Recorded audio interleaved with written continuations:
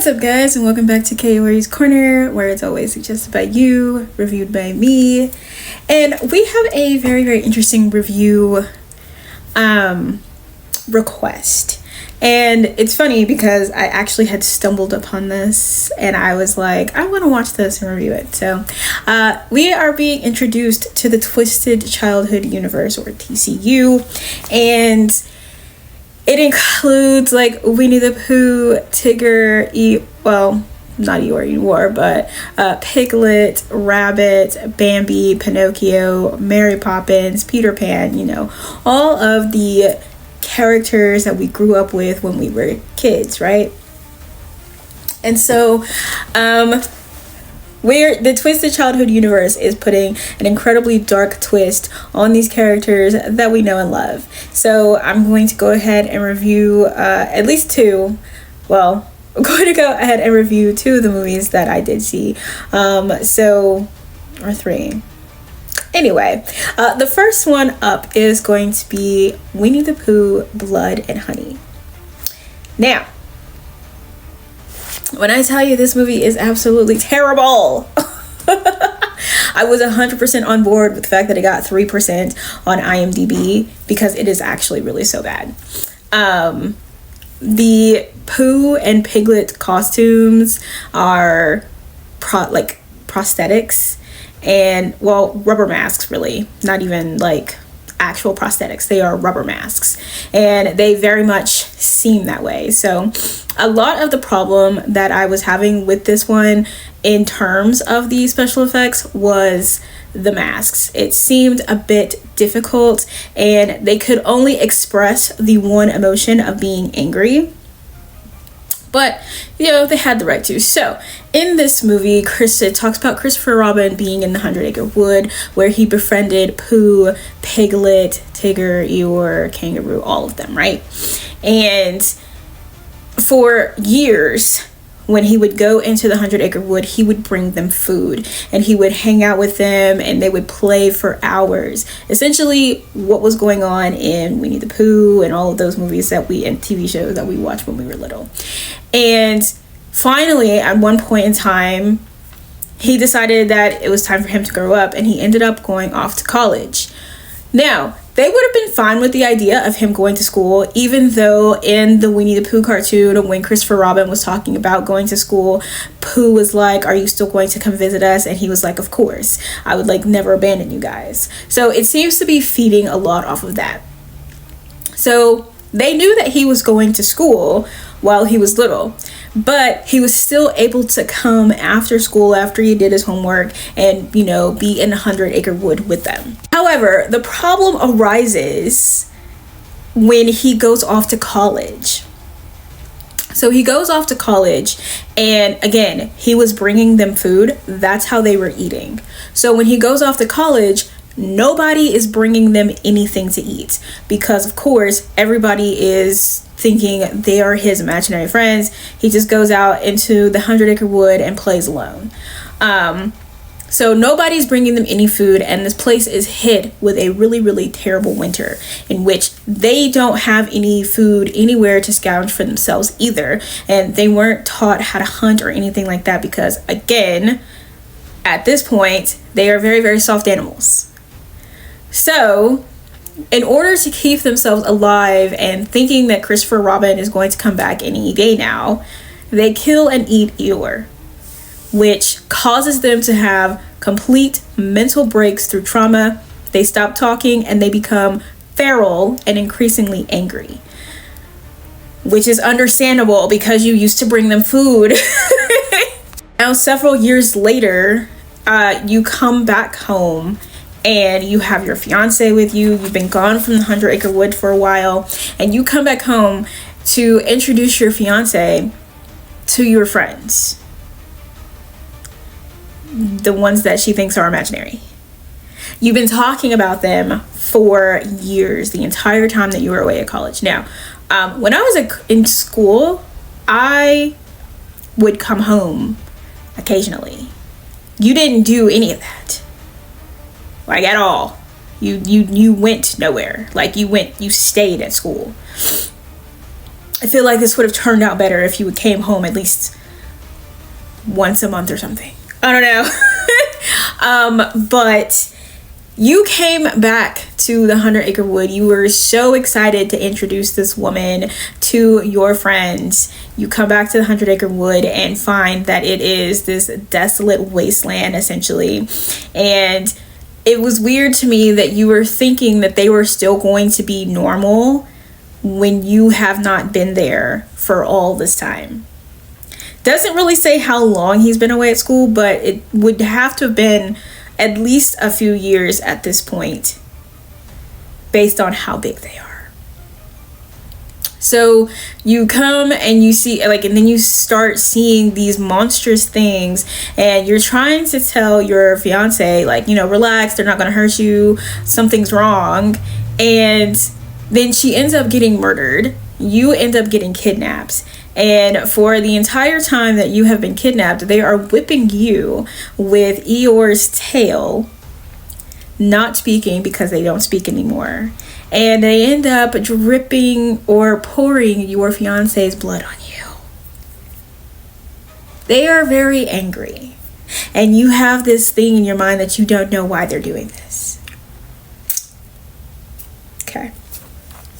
The main part of the story is this girl who was being stalked by like an ex or something like that. She decides to go on a vacation of sorts with her friends. And then they all essentially one by one get murdered by Pooh and Piglet. And so after all of them have essentially been killed, they find a woman that they had kidnapped before, and then they find Christopher Robin. When they're the three, it's the main girl, the girl that they found, and Christopher Robin. When the three of them are trying to leave, the girl that they found tries to fight Piglet, and she ends up getting herself killed, which just leaves Christopher Robin and the main girl. And Pooh crashes, like they crashed their car into Pooh, and Pooh is actually still alive after that.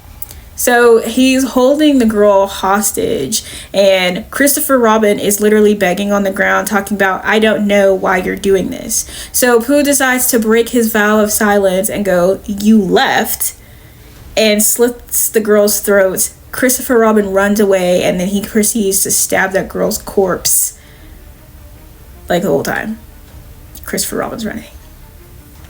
Now, the story in and of itself is fantastic. It's a very good concept. In this movie, it just was not executed well, but it was a really good bad movie to start out with, because after that the movie starts to get a little bit better.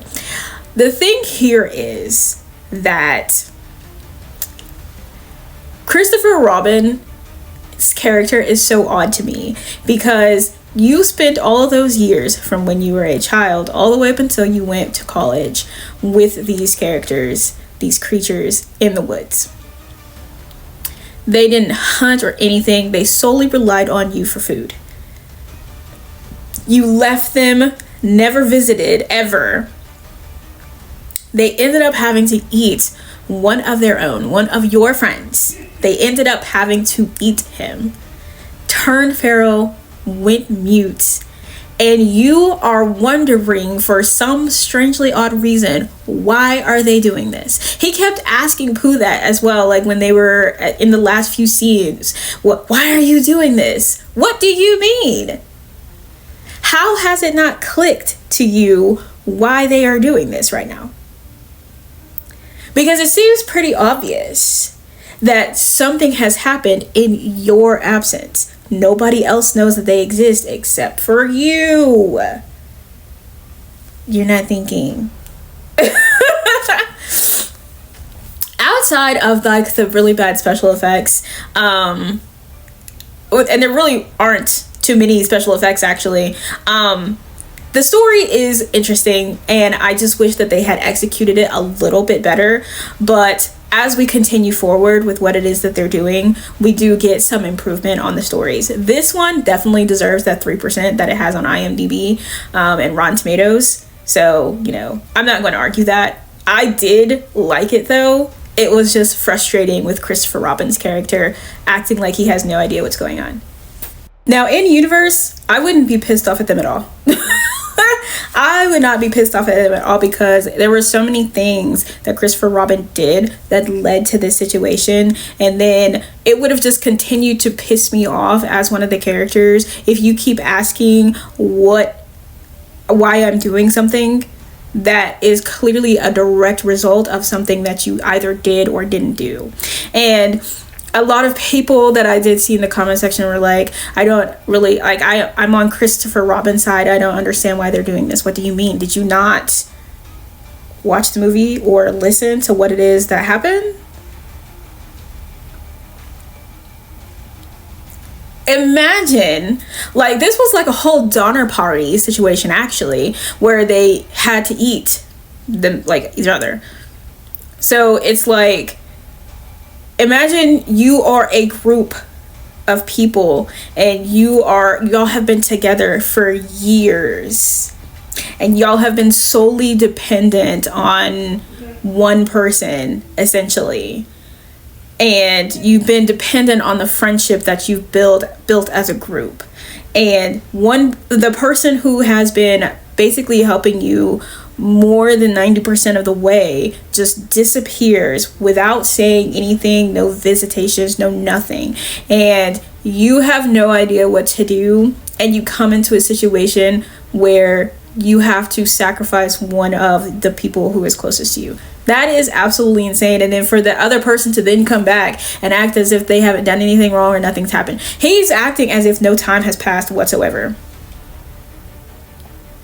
If that place is real to you, it's real, period. So it's like it's very clear that you were dealing with real animals. If the way that you are describing it to that girl, and she's basically kind of looking at you like, I don't think that that's true, and you come up across this place, and like, even Sheev was like, are you sure we should be here? Oh yeah, no, they're gonna love you. No, they're not.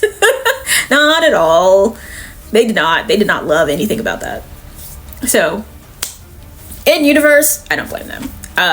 The story I think the story could have been told a little bit better. But I did enjoy watching it for like the twisted version of Winnie the Pooh that it is. So and then it has two more. So there's a sequel, and then there's a third one that will be coming out that I believe introduces Kanga and Roo. That should be interesting, actually. The Twisted Childhood universe is going to be releasing several movies this year, and then it's going to culminate into an Avengers level thing called the Poohniverse Monsters Assemble. So we have like Winnie the Pooh, Piglet, Tigger, Rabbit, Owl, I think, Bambi, which the way that they are talking about the design for Bambi, I'm very excited. If you've seen The Ritual, the creature in The Ritual is essentially like what they're basing Bambi off of, so that's gonna be wild. Pinocchio, the design for the Pinocchio animatronic is crazy. They have Mary Poppins, Peter Pan, Captain Hook. The villains of this are going to be the Mad Hatter, Peter Pan, and Mary Poppins. So I'm very interested to see how this all just goes. But that is it for this episode of Kaori's Corner. Remember, it's always just by you, reviewed by me.